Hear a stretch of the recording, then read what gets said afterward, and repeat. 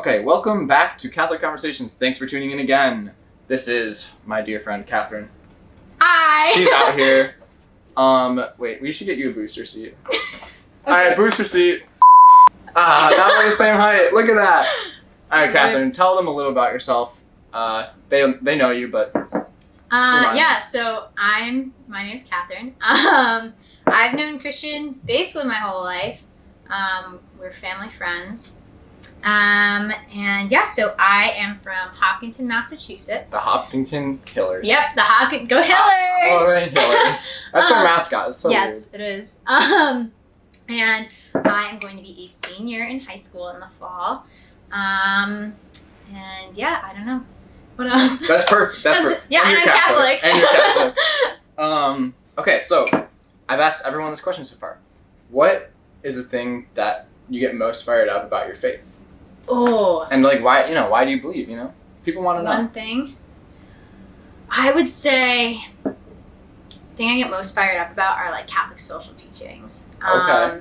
So the church's teachings on abortion, on marriage, on modesty, on church tradition and stuff like that, social tradition in that sense. Right.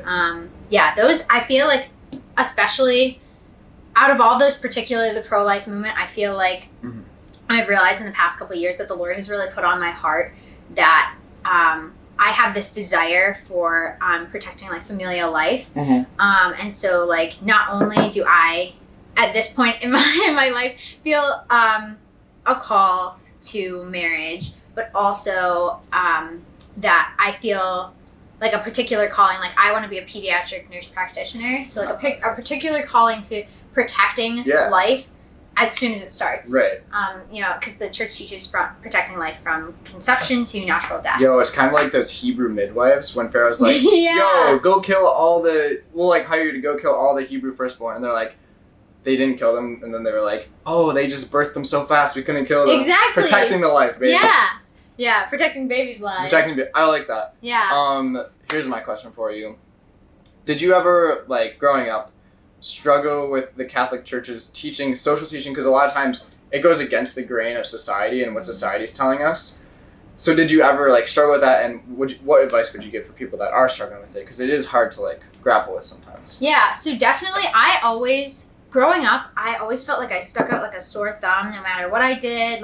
My personality was just so loud and out there, and I was very open about my opinions. And so when I got to middle school, I hated it. I hated that about myself. And the thing that I wanted most was just blend in, was to fit in. Yeah. And so what I found was most helpful, because I didn't really feel I'm a cradle Catholic, but I didn't really feel a conviction about my faith until probably going into my halfway through my sophomore year in high school. And I found so far that the best way for me is to just instead of trying to hide that about myself, to be more open and embrace that.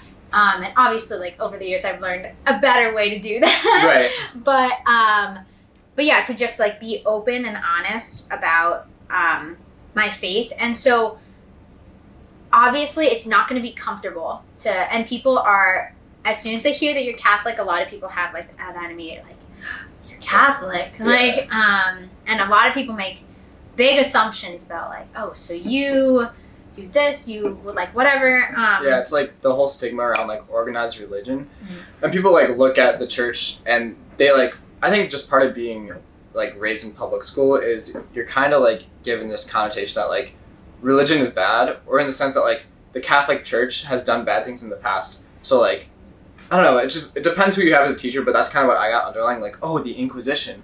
Oh, they hate science because they killed Galileo. But it's those things, if you really look at them, and what's the other thing? Martin Luther. Oh, and the Indulgences. Indulgences, yeah. Yeah, it's if you really, we can do more shows on that, but if you really look at those things, it's first of all, it's either it's totally misinterpreted, or second of all, it's one bad person in the church, and we shouldn't generalize the whole church for it, because God is still in control. Even if you have bad popes, even if you have a bad person, God's still in control of the church, and the church has lasted since Jesus. So that's why I believe it's not because of individual people, because I know that It's because I know that Jesus established the church and he's still working through it. Exactly. And I feel like for me too, like what's really helped me is just like remembering that like this is our call to holiness. We are living this life for God and for our Creator. Like that saying about like the God's sole reason for creating man was his abounding love for us. And so like even the smallest thing, like we're never going to be worthy of that love, no matter what we do.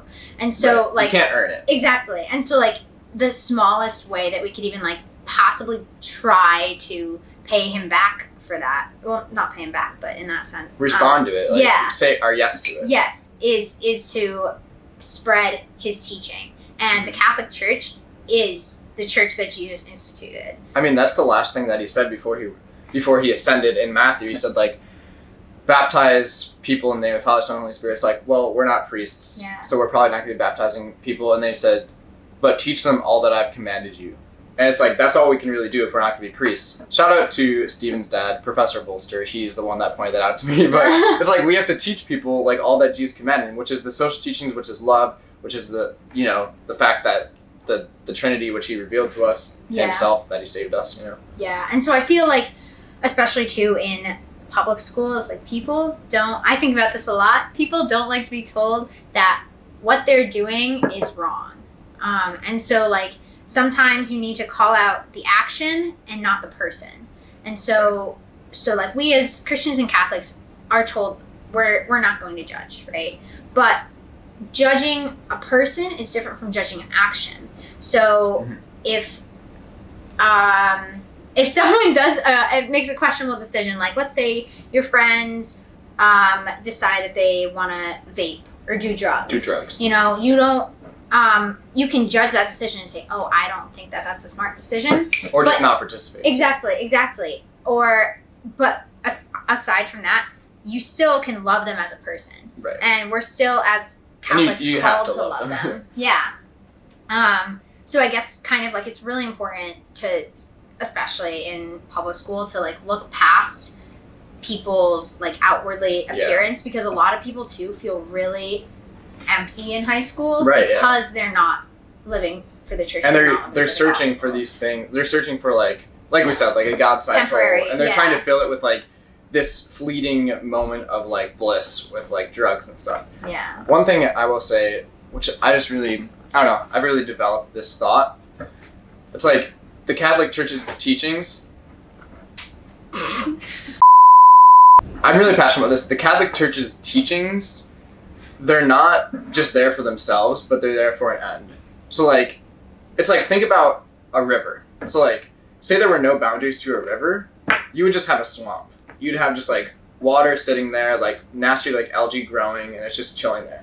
But if a river has boundaries, it starts to move, and then it has velocity, then it has force, and then it can actually carve into the rock and change. And the church's teachings are there so that we can love more. Like if you just look at the 10 Commandments, like, okay, so the Hebrew people, they just came out of enslavement from the Egyptians. And then God gives them these 10 Commandments, and they're probably like, yo, what the heck? We just got freed from slavery. Now you're going to like put these laws on us. But if you look at them, all of them are there so that the Hebrew people could be more free to love. Because that's the goal of the boundaries. That's the goal of the rules, so that we can be more free to love in the end. It's like, love the Lord your God. Don't be jealous of other people. Don't lie. It's like, if you start to lie, then you're going to be like enslaved to that lie. You're going to start to tell more lies. If you're jealous of other people, when you're jealous, you're not free to like actually love and pursue what you want to pursue. So in the end, like, it's good intention. Like the church has the intention that it wants us to be free to love. Yeah. I think another thing too is like, oftentimes now, like in modern culture, the church is constantly under fire. And like how we were saying earlier, when you tell people that you're Catholic, there's that immediate, you're Catholic. Like, what does that mean? Right. And when you think about it, like while that's happening, and that's happened to so many saints were martyred for their faith because they refused. The first 30 popes were martyred. They refused to denounce their faith in Christ, in the church, and in God himself. Like, it's something that, while right now it seems really difficult at times, like, oh, live out your faith. Like, oh, that's such a big It's a lot easier now. Exactly. It's a lot easier now, but also when you think about oftentimes you'll hear people say, like, when is the church going to update their teachings to go with the times? Over the course of church history, the church has never existed to make people feel more comfortable and to adjust to people's beliefs, but rather people adjust their beliefs and their convictions to what the church teaches. Yeah. And in the end, while it might seem like difficult at first because it's countercultural, it's you're going to be judged for it, and you're going to be criticized. But like in the end, it's so worth it to put your faith, your beliefs in something that's rooted in God and started by Jesus Christ. Yes, the church. Rather than something that is just created by people who are wayward. Yeah, and rather than just like searching for your own like rules in life, like the church has already given us a set path to holiness, and that's through the sacraments and through following the church's teachings. And even if we like don't know like exactly why we're doing it, we just have trust that Jesus Christ started the church, and the apostolic succession has passed down the authority to the Pope. And people always think about like papal infallibility, like, oh, like you Catholics believe that like everything the Pope say is like right. It's like, no, that's not what papal infallibility Pope's human is. too. Like the Pope's human too. He makes mistakes. Like infallibility only applies to when he's teaching from like the seat of Peter, and when he's talking about faith and morals. And the Pope has never erred on talking about faith and morals in all of history. Yeah. Like the bad popes that existed, they never like said any public teaching on faith and morals. They were too busy doing bad things. So like, yeah, there's never been like the church has never like said anything misleading in that aspect. So we can trust that like the Holy Spirit is still like in the church and guiding it. Yeah, and I think like another thing too is that like you just have to keep that in mind too whenever talking to people about the faith, whether they're Christian or Catholic or like agnostic or anything. And it's just that like you have to have that almost like it feels constantly like you're playing defense, right? But you have to remember that just like if your beliefs are rooted in the church, you are in the right, whether or not people are going to see that immediately. And the other thing too is like at the end of the day, like even if if you have a discussion with someone and they still don't agree with you at the end, you did the best that you could. You were a witness to them, and you shared your heart and that vulnerable side of you with that person, and that's what we're called to do. Right, and just be confident. Like, even if they ask you a question that you don't know the answer to, you can just admit, like, I don't know the answer to that, but I will get back to you, because I can guarantee you that 99% of the things that people ask you that you don't know, like about the church, you can just research, and there'll be a good answer that explains like why the church did this, or like why the church teaches this, that is totally rational, because faith and reason go hand in hand. Yeah. And we can have confidence that we can find those answers if we search them, even if you don't know it off the top of your head. Yeah, and you can always direct them to Catholic Answers, a classic. Or Sisters in Christ, or Arms in the Father. Shout out. Link in description. Hey-o! For Sisters in Christ, which Catherine helps run. Yes. Do you have any final thoughts or shout outs for people? Because I think our SD card is about to run out. I would just say final thoughts are that you should never be embarrassed, or I mean, I always think back to It's like Adam and Eve. So Adam and Eve make this. I always think back to in hang with me. All in this little light of mine when they say hide it under a bushel. No! That's what we're called to do.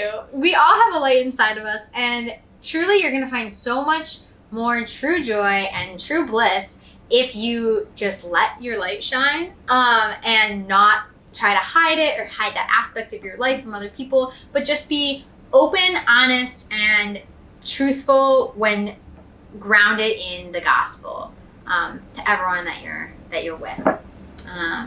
Shout out to Sisters in Christ, Mary and Kira, and all my Hillers out there. All the Hillers. Shout out. Yes.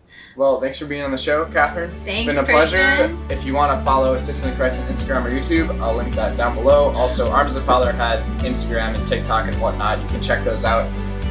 Leave a comment. What do you think about this conversation? What do you want us to talk about next? And click subscribe right here if you want to stay tuned for more. Thanks for watching. Praying for you guys. Peace. See ya. That was nice. That was epic. Good job. All right, we did It it. threw me off that Meryl came down. Oh, Mary's still here.